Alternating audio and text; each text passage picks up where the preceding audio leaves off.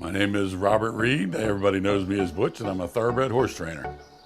My brother stuck it to me. My brother Mark, who was also a lifelong horse trainer, started when I was just a young kid. I guess because of my haircut or something, he started calling me Butch. Or my physique, I'm not sure which. Butch learned from his family on how to train and be a horseman. My brother Mark, I've kind of followed in his footsteps.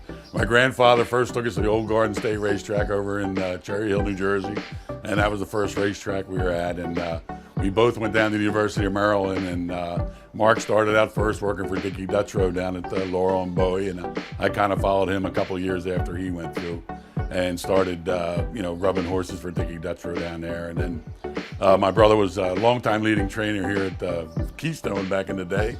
And I actually bought a horse first. I was an owner before I started training, and did that for a while. And I took out my first trainer's license in 1983.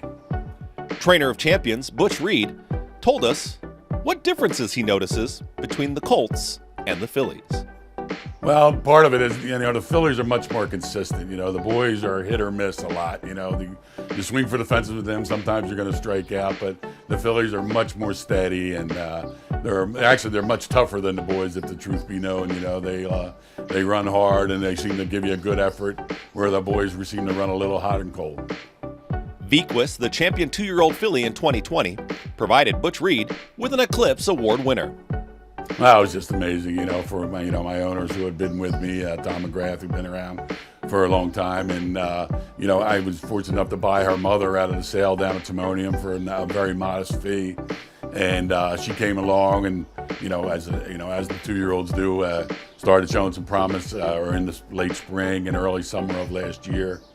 And then, I was fortunate enough to have, after she got beat here in the maiden race, fortunate enough to have Adam Wachtel and Gary Barber show interest in her, because she had ran an incredible number that day.